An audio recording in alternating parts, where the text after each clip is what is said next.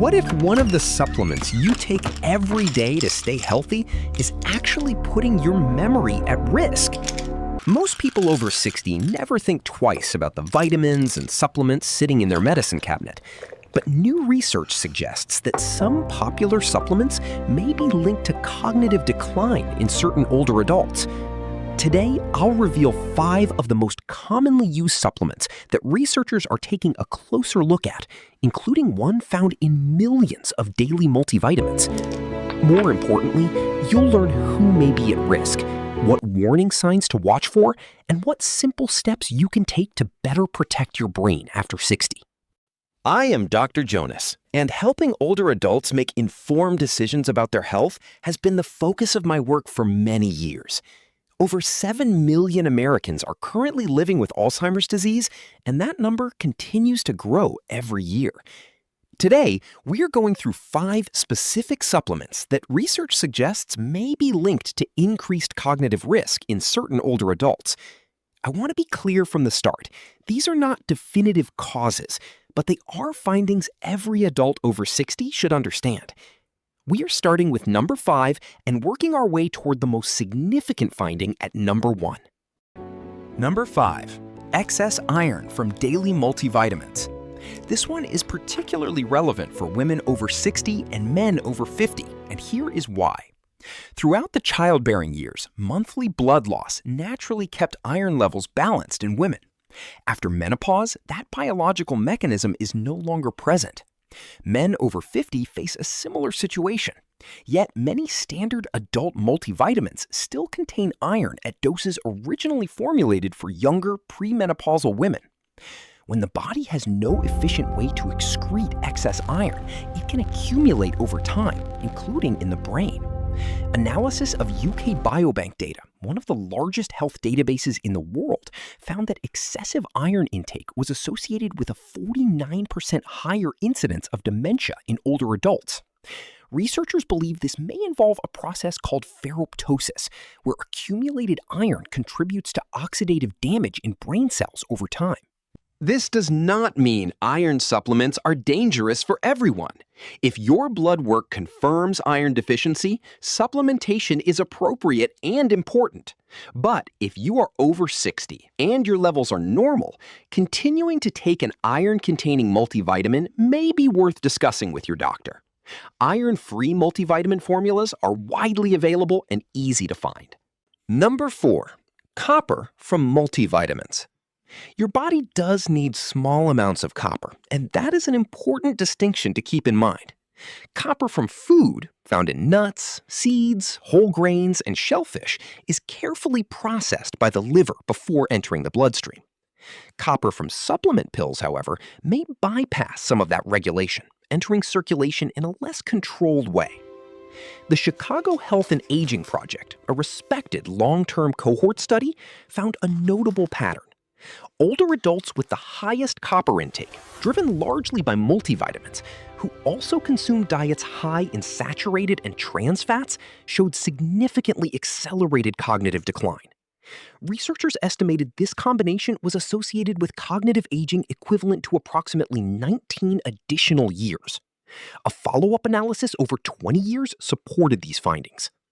The proposed mechanism involves inorganic copper potentially interacting with amyloid proteins in the brain in ways that may promote the formation of harmful clusters, particularly when combined with oxidative stress from a high-fat diet. If your current multivitamin contains copper and your diet regularly includes processed or high-fat foods, it may be worth asking your doctor whether a copper-free formula makes more sense for you at this stage of life. Number 3, high-dose fish oil. I want to approach this one carefully because omega-3 fatty acids have a genuinely strong body of research behind them, particularly when they come from food sources like salmon, sardines, and mackerel. Eating fatty fish 2 to 3 times per week is consistently associated with brain health benefits across the literature. The concern here is specifically about high-dose concentrated supplementation. A 2026 analysis of the Alzheimer's Disease Neuroimaging Initiative database found that older adults taking omega-3 supplements above roughly 1,500 milligrams daily showed faster decline across 3 standardized cognitive assessments. Number 2. High-dose folic acid combined with low vitamin B12. This interaction is one of the more nuanced findings in nutritional neuroscience, and it is one I feel strongly that every older adult should understand. Folic acid on its own is generally considered protective and beneficial. The problem arises in a specific and surprisingly common situation: when folic acid intake is high and vitamin B12 levels are low at the same time. B12 deficiency is far more common in adults over 60 than most people realize. Estimates range from 10 to 30% of older adults. Contributing factors include reduced stomach acid production with age and the use of common medications like metformin and proton pump inhibitors. Normally, B12 deficiency produces visible changes in red blood cells, an early warning signal that prompts testing. But here is the critical issue. When folic acid intake is high, it can correct those blood cell abnormalities, making blood work appear normal, even while B12 deficiency continues to progress and damage the myelin sheath, the protective coating around nerve fibers that is essential for healthy brain signaling. Large-scale analysis of U.S. National Nutrition Survey data found that older adults with high folic acid levels but low B12 had 2 to 3 times the risk of cognitive impairment compared to those with balanced levels of both. The practical recommendation is straightforward. If you are taking a supplement that contains folic acid, and most multivitamins do, ask your doctor to also check your B12 levels. It is a routine, inexpensive blood test. And knowing those two numbers together gives a far more accurate picture of your neurological risk than either number alone. And now, number 1. The finding that surprised researchers the most: calcium supplements.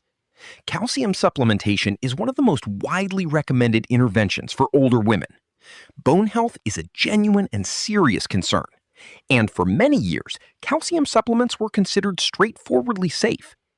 The recent research, however, paints a more complicated picture, particularly for women with existing cardiovascular or cerebrovascular conditions.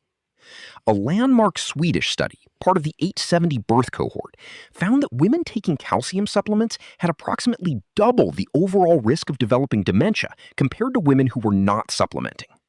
In women with a prior history of stroke or existing blood vessel disease in the brain, that association was even stronger, with some analyses showing a more than 4-fold increase in risk. The proposed biological explanation centers on how the body handles calcium from pills versus food. Dietary calcium is absorbed gradually through normal digestive processes. Supplemental calcium, particularly in carbonate form, causes a more rapid rise in blood calcium levels.